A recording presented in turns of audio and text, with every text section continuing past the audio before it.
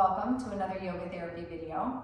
In this one, we'll be doing some bridge pose variations.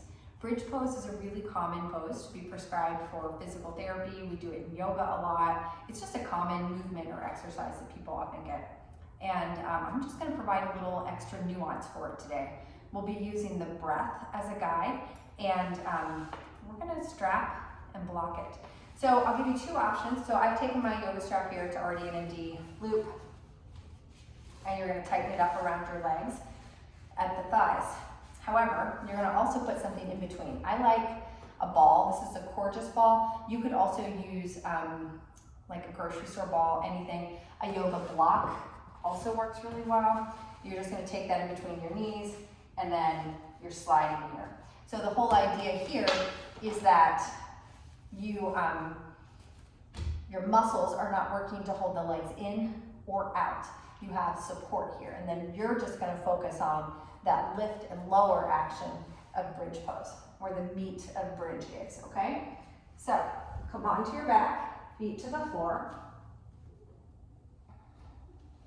and then set yourself up so you feel a nice connection to the floor without being braced or stressful about it, okay? Relax through the neck and take a nice easy breath.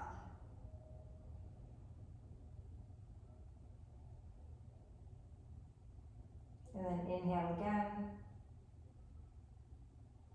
And exhale, leading with your gluteal fold, you'll lift the hips, moving into bridge pose. Hold here on your inhale.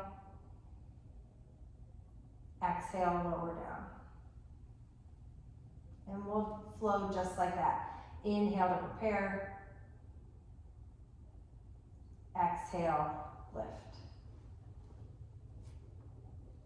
Inhale, hold. Exhale, lower. Inhale to prepare.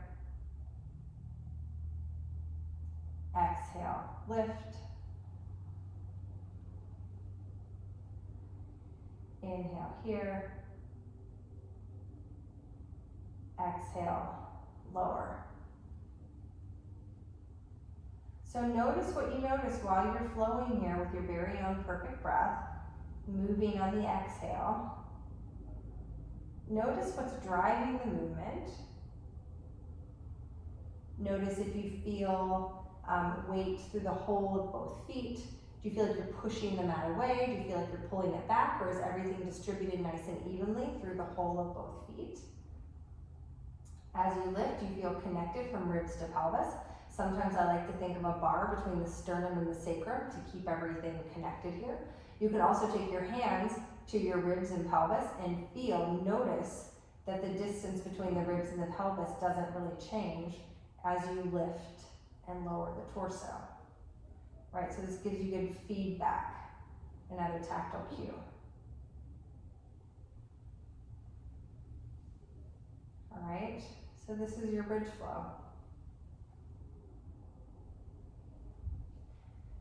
This is another place that you can take your hands to your head if you feel like you're getting a lot of stress in the neck, to notice what you're doing up here. Because you want to be nice and relaxed and easy through the rest of the body as you lift and lower and bridge. Okay, I'm going to add to this. Another variation would be to take your feet a little further away from you, inch your toes out away from your bum. And from here, we're going to activate the back part of the leg.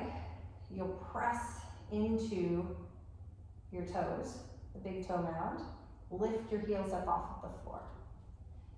This might be enough for you. This is a lot of calf engagement. You might want to stay here. You could also not move up into bridge, but just tilt the pelvis and barely lift the pelvis and see how that engages the back body. So feeling action in your calves, probably in your hamstrings. If you're like me, that's a lot. You just hold for a few breaths and then let it down.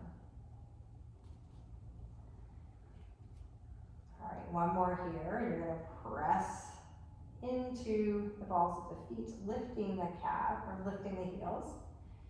this feels like enough, stay here. And if you want to find a little extra, you'll lift just through the pelvis, a little bit of a pelvic tilt, lifting your bum up off the floor. Hold here, easy breath.